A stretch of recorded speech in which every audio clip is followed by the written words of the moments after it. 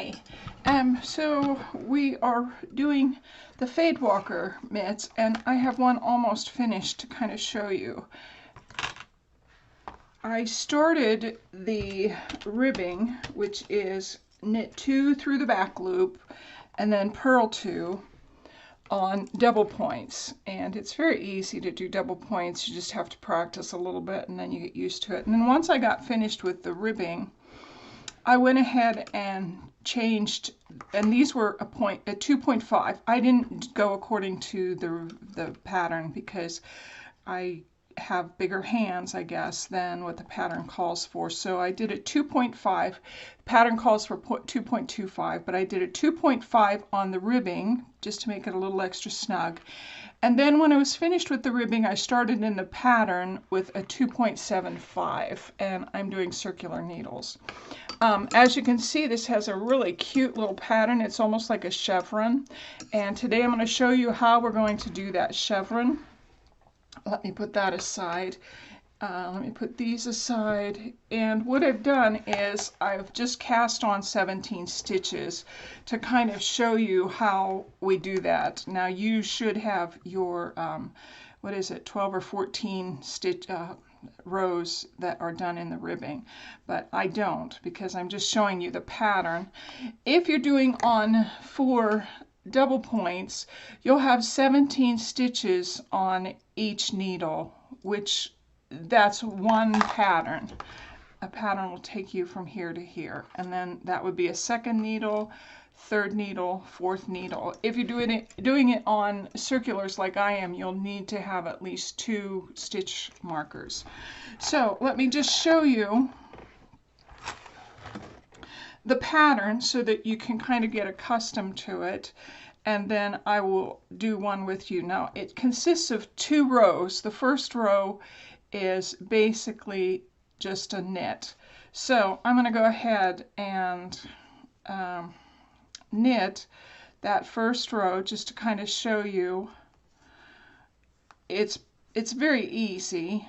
And so it's the A row on your pattern, your chart pattern. If you look at your pattern, you can see that A around is to knit all stitches. And so I'm going to go ahead and do that, and I will be right back. You know how to knit, so I'll be right back. Okay, so once you've knit that first round, round A, you'll notice in your pattern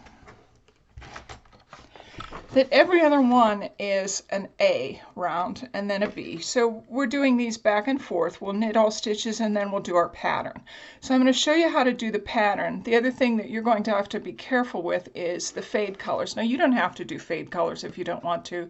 You can start with one color, and then when you get to the end of where it says color 2, color 1, color 2, then you can go ahead, because color 1 was my ribbing, and then part of it I faded from color 1, and you can, I hope you can see a darker stitch, a lighter stitch, a darker stitch, a lighter stitch, and that's where I did the fade pattern. You don't have to do that. I would suggest that you do 1, 2, 3, at least 3 more rows in your regular color before you just change to another color, and you can do that. You don't have to do the fades. Okay, so let's go ahead and work on our pattern. The pattern says that we're going to knit front back, knit 6, a CDD, knit 6, and a knit front back, and that would take up 17 stitches. So if you have your stitch markers on circular needles, you'll do it every 17 stitches. So let's go ahead and I will show you the first 17 stitches that you will do. So it tells us we're going to knit front back. Now a knit front back is just exactly what it says. We're going to, I'm going to have to turn this. Okay, we're going to knit in the front, and then instead of taking our left hand needle off, we're going to go ahead and find the back leg of that stitch, and we're going to knit through that. So that's a knit front back. Let me do that one more time for you. I take this entire stitch is the one that I'm working with. So I'm going to go ahead and knit the first stitch, but I'm not going to take it off my left hand needle. And then I'm going to go into the back leg of that stitch and also knit through that. So that's a knit front back, and what you've done is you've made 2 stitches out of 1. The next we're going to go ahead and knit 6 stitches. 1, 2, 3, 4, 5, 6. Now you're knitting in the round, and I did purl back so that I could be at the beginning of my stitch.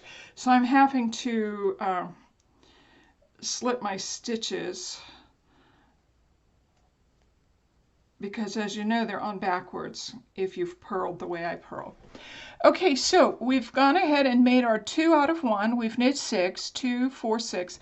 Now what we're going to do is a CCD. Now a CCD on this pattern is we're just going to take 2 stitches. Instead of knitting 1 here and then knitting 1 here, we're going to come back to the second stitch, and we're going to take both of those stitches, put them on our right hand, and then slip them over here.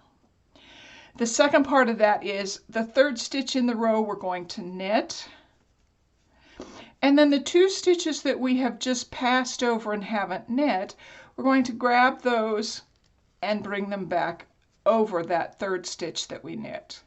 And what you're doing is you're making the dip in the chevron.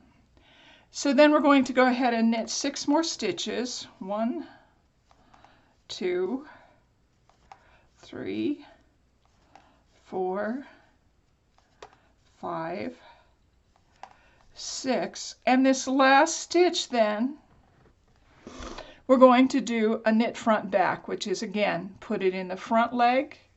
Don't take it off the left hand needle. Put it in the back leg. Knit that, and you have made 2 stitches. So you should still have 17 stitches because you've made 2, 4, 6, 8, 10, 12, 14, 16, 17. But you've deleted 2 in the middle here where you've done that slip 2.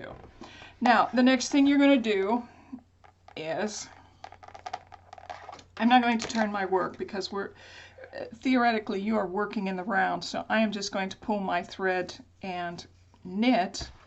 We are just going to knit through all of these stitches. This will be a row A.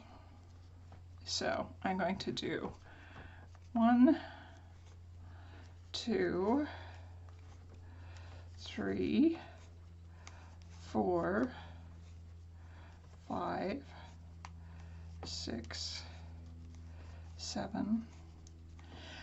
Coincidentally, if you are doing gauge rounds, you're knitting your gauge, and you're doing something in the round, you don't necessarily have to knit in the round to do your gauge. What I've just done is one way that you can knit a gauge in the round without actually knitting in a circle. What this does, a lot of times when you're knitting in the round, your stitches will be a certain way. If you purl back, sometimes your stitches are a little bit looser than what they are on your knit side. So in order to do a gauge, you can go ahead and do it this way. So there we've knit, we've done row A, and we're ready to do row B again. I'm going to do this one more time with you, and then I'm going to let you go ahead and work according to your pattern. So I'm going to knit, take 1 stitch, 1 entire stitch. I'm going to knit in the front of that stitch. I'm not going to take it off my left hand needle, but I'm going to go through the back leg and knit. And so I have made 2 stitches out of 1. We're going to knit 6. 1, 2, 3, 4, 5, 6. Now we come to the C, C, D. And again, we're just going to take 2 of these stitches together, go to your second stitch on your needle, slip them to your right hand needle, knit that third stitch, and then take the 2 stitches that you've slipped and pass them back over the one that you did knit. And then we're going to knit 6. 1, 2, 3, 4, 5, 6, and then we're going to knit front back again. Knit front back.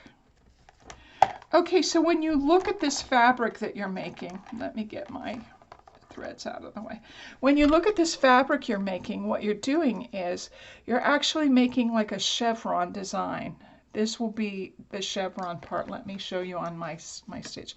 This will be the CCDs, and these will be the knit front back, where you are making an extra stitch.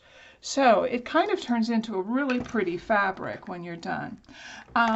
I'm going to show you, you're going to knit quite a bit of this down to row 40. If you're changing color, fine. If you're doing just one entire color like I did with my yellow gloves, you don't have to worry about what round or what color what color you're on. You do have to worry about the rounds. And you're basically just going to do A, B, A, B, A, B, A, B down to row 40.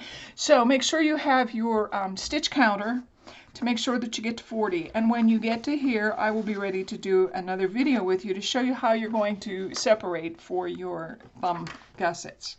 Okay, have fun with this. It's a very pretty pattern. It would make a nice sock also once you get it going.